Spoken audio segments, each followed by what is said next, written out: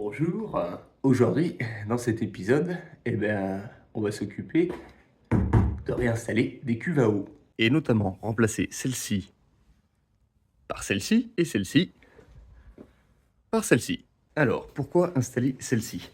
Pour la simple et bonne raison que déjà, elle est un peu plus volumineuse. Celle-ci, malgré le fait qu'elle soit un peu plus esthétique et que c'est moi qui l'ai faite, eh bien, comme on peut le voir, elle a bien morflé et puis le boulot était pas si bien fait que ça, quoi. Puisque normalement, j'aurais dû jointer à l'intérieur pour éviter justement tout problème de fuite, ce que je n'ai pas pu faire puisque je n'arrive pas à passer ma main à travers ça. Mais c'est pas bien grave, elle aura fait son temps, elle aura bien servi. En revanche, avant de commencer à démonter quoi que ce soit, il faut d'abord que je m'occupe de préparer toute cette cuve. C'est-à-dire la nettoyer, reboucher ce trou-là parce que lui, je n'en ai pas besoin puisque je vais en faire un plus bas, et aussi de prépercer tous les trous pour accueillir les gouttières. Et au passage, j'ai aussi eu l'idée, la bonne, je ne sais pas, mais en tout cas j'ai eu l'idée d'installer un système de filtration de poussière et de toutes les merdes qui pourraient polluer ma flotte. Parce que jusqu'à présent, je n'ai même pas installé de grille sur les gouttières là-haut.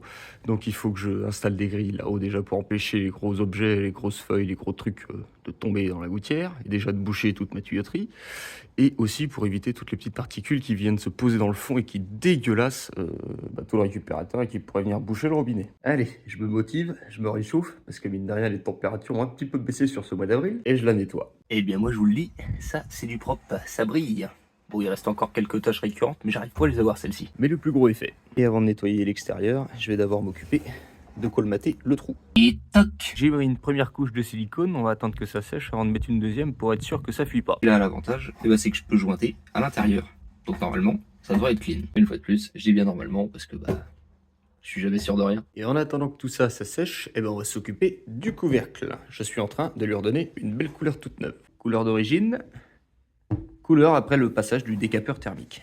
Putain, la différence est impressionnante. Ça vient faire suinter le plastique et ça lui redonne une couleur vert plus foncé. Je vais être franc avec vous, j'avais essayé au chalumeau, mais le résultat est pas du tout satisfaisant et puis ça n'a rien à voir. Et puis ça coûte plus cher le gaz aussi. Je m'y vais avec le décapeur thermique et on y va gentiment. Hop là, j'étais tellement bien pris dans mon truc que j'ai avancé sans même filmer. Dans le trou qu'il y avait déjà au milieu, je suis venu rajouter un petit tuyau pour laisser sortir l'air, mais pour pas que l'eau rentre. Le trou qu'il y avait sur le côté, je l'ai agrandi pour en faire un diamètre de 80. Et puis là, j'ai en mis un premier embout, ça c'est mon raccord. Et ensuite, ici, c'est mon cale-filtre que je suis en train de fabriquer là. Ici, un peu d'ingéniosité, je me suis fabriqué une petite trappe. Bon, il n'y a pas encore de charnière, mais c'est pour voir le niveau à l'intérieur. Parce que je vais pas faire un grand trou dans la cuve là-bas pour voir le niveau, parce que je sens bien que sinon il va y avoir des fuites. Bon, je vais laisser tout ça sécher, et puis je vais nettoyer l'extérieur de la cuve maintenant. Ok, plus ou moins propre. Je vais la laisser sécher un petit peu, et puis après un coup de décapeur thermique, et on leur donne une couleur toute verte.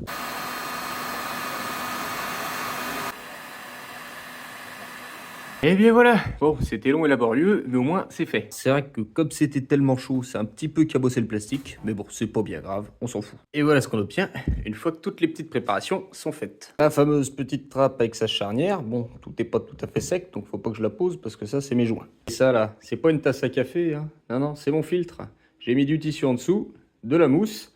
Elle s'insère à l'intérieur comme ça. Bon, faut forcer un peu là. Et avec la descente de l'eau, normalement, ça devrait arriver plutôt par là. Parce que du coup, ça m'évitera d'avoir trop de fuite de ce côté-là. Et il me reste juste à trouver le moyen de cacher tout ça. Et après, je pourrais m'attaquer à démonter l'ancienne cuve. Il me restait un petit peu de silicone de jointement, donc j'en ai profité pour faire la sortie du trop-plein. Et puis j'ai dégagé l'ancienne cuve. J'ai essayé de récupérer un maximum de flotte. Le reste, je l'ai mis dans les plantes. Je suis préparé un coffrage avec des gravats et de la ferraille à l'intérieur parce que demain, je coule du béton. Comme je vais mettre un robinet sur la cuve que je vais installer, il va falloir la surélever. Donc là, je la surélève avec une petite dalle de béton, histoire que ça fasse tout clean, tout propre. Il faudra que je fasse également un support en bois pour le rehausser encore de quelques centimètres. Je verrai ça demain. Et pour vous, c'est maintenant.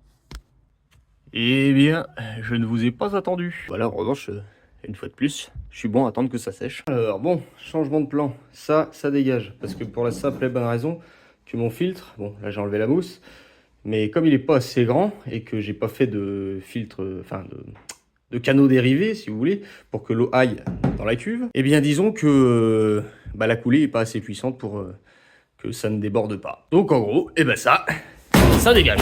Et du coup, je vais venir juste remettre un bout de tuyau 80 là-dedans, que je vais raccorder comme c'était avant sur celle-ci. Et celle-ci, elle continuera de couler là-dedans. Ah ouais, et j'ai fabriqué le support en bois aussi. Ça fera 5 minutes de vidéo juste pour remplacer une cuve en fait, sans changer de quoi que ce soit au niveau de la tuyauterie. Et puis de toute façon, je pense que je me rends service parce que le raccord qui sortait de la cuve, eh ben, il partait tellement de biais que je me suis dit qu'avec le mur, ça allait pas le faire. Ben voilà, c'est quand même bien mieux comme ça. J'ai mis une sécurité au cas où qu'une fois pleine, elle se casserait la gueule, sait-on jamais. Ici, du coup, j'ai enlevé ce raccord et j'ai fait un trou ici. Comme ça, à la sortie, tac, directement dedans. Alors vous allez me dire, pourquoi t'as pas attendu que ton béton il sèche complètement avant de faire tout ça? Eh ben pour la simple et bonne raison que demain ou après-demain, ils annoncent de la flotte. Et je voulais que la cuve soit en place avant que il flotte quoi. Allez, next. Toi, tu dégages. Et merde, elle est où? Et toi, tu viens avec moi. Forcément, comme elle n'a pas la même largeur que celle-ci, eh ben il faut que je refasse un socle. Il est clair que ça manque d'esthétique et que c'est assez rudimentaire. Mais en attendant qu'on aménage tout ça, eh ben ça fera l'affaire. Elle est un petit peu penchée quand même, non? Non, il faut que je m'occupe du trop-plein pour le faire ressortir pour aller au tout à l'égout. J'étais tranquillement en train de couper mon tuyau PVC quand tout à coup... Putain. Ah bah je l'ai, c'était le moment pour que ça arrive, moi. C'est plus une scie japonaise maintenant, c'est un tomahawk. Et voilà, il peut pleuvoir, je m'en bats les couilles. Bien entendu, elle ne restera pas comme ça, je viendrai m'occuper de ça un autre jour, histoire de tout barder, de faire quelque chose de propre et de joli à regarder. Maintenant, il ne reste plus qu'à verser un peu d'eau pour voir si tout fonctionne correctement. Ici, on peut entendre que ça coule. Ici aussi. On peut même voir qu'à l'intérieur, c'est nickel. Et ici, faut attendre que ça arrive. Y'a pas le choix, j'en ai pas mis assez. Pas de problème non plus. Maintenant, je peux ranger et vider tout ça, et puis après je serai quitte. Ah non, je suis con. Faut pas que je les vide. Autant les garder maintenant qu'ils sont en place, ça me fera de l'eau si on manque un peu de flotte cet été. Eh bien, moi je vous le dis, ça fait du bien. C'est rangé, c'est trié, c'est génial. Bon, il y a juste la grosse au milieu là, mais elle va dégager bientôt elle. En revanche, eh ben... il va falloir aller faire des tours de déchetterie. Ah oui, parce que sinon ça serait pas drôle. En attendant, la terrasse est toute belle, toute propre. Et moi sur ce, je vous dis à la semaine prochaine, en vous souhaitant